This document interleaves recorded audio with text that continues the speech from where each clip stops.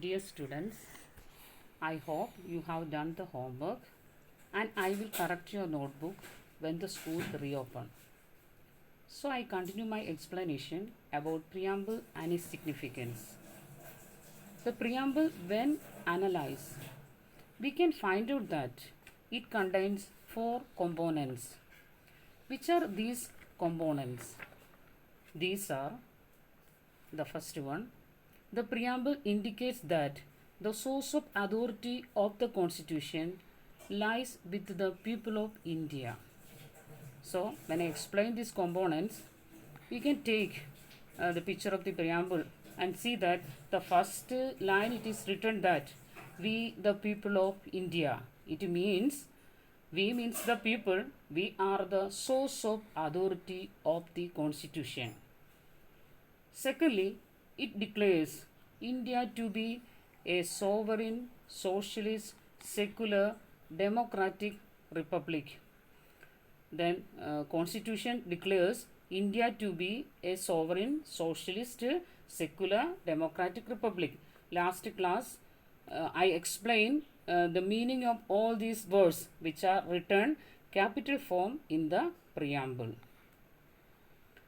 And thirdly, it states its objectives to secure justice, liberty, equality to all citizens and promote fraternity to maintain unity and integrity of the nation. Means the third objectives of the preamble is to give, okay, or the Constitution is assuring that it gives equal justice, liberty to all the citizens and promote fraternity. Okay, fraternity means feeling of friendship and support between the people.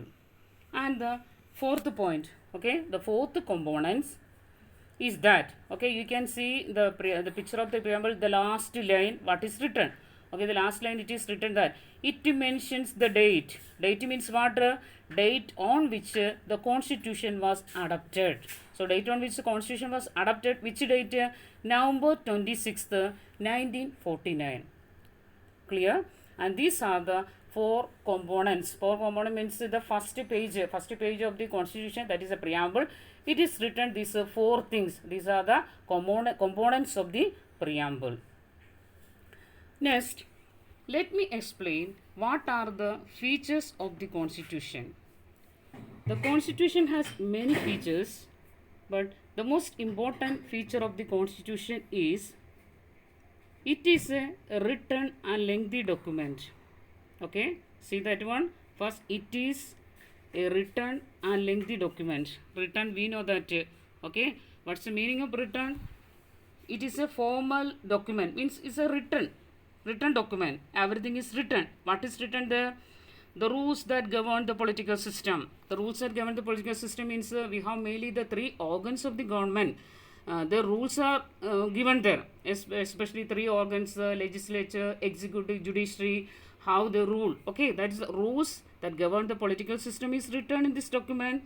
Rights of the citizen and the rights of the government, all these are very clearly written in the Constitution, so that we can say that our Constitution is a written Constitution. Then you may think that unwritten Constitution is there. Yes, unwritten Constitution is there.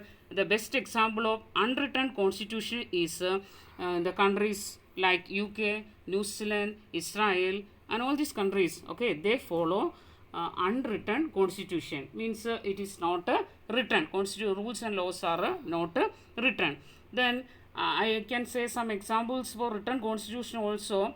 India, USA. Okay, India, USA, France, all these countries they are follow means they all have the written Constitution. Means rules, laws, and the rights of the citizens are very clearly written.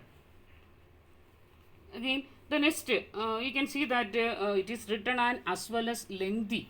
It is lengthy also. Lengthy means it is the longest Constitution in the world.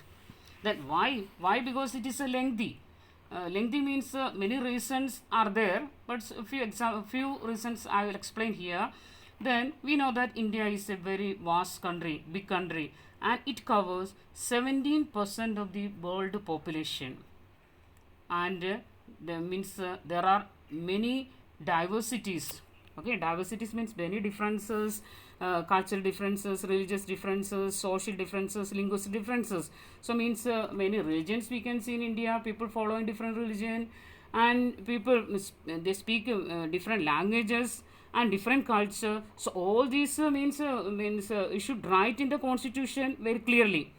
Okay, so people are following the different culture and means different religion, different languages.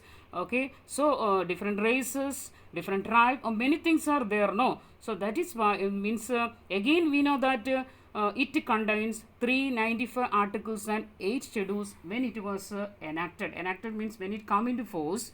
Then means we have 395 articles. Articles mean acts and all. Acts means rules and laws only. Nothing else. Rules and laws are written.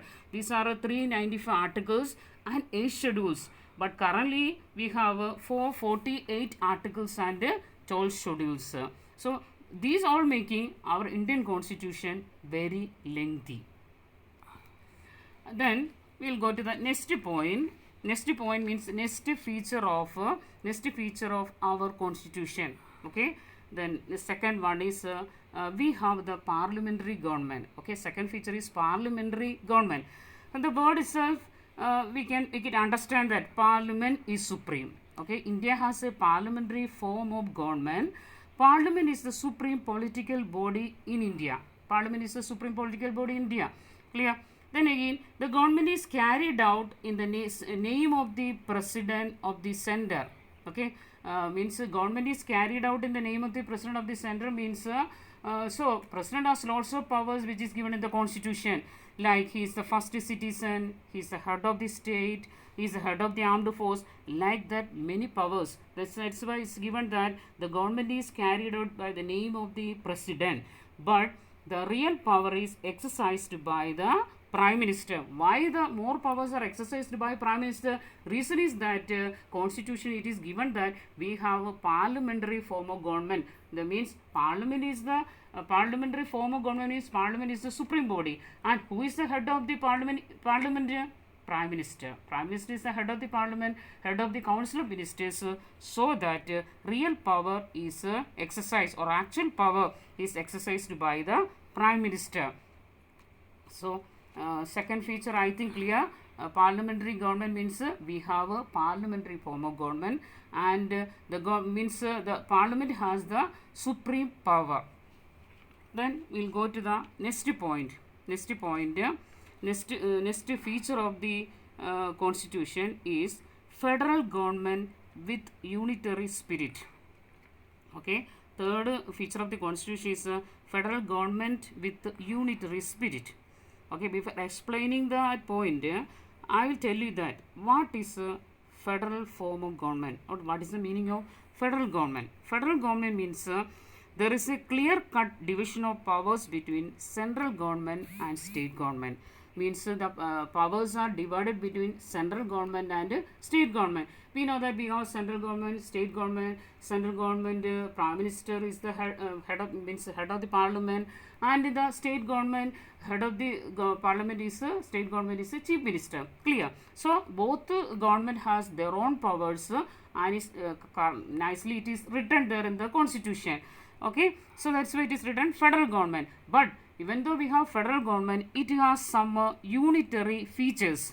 Okay, unitary features means here the unitary feature means that central government. Why means federal government as well as unitary government also means sometimes central government is taking the powers of the state government. That's why it is written that unitary in spirit.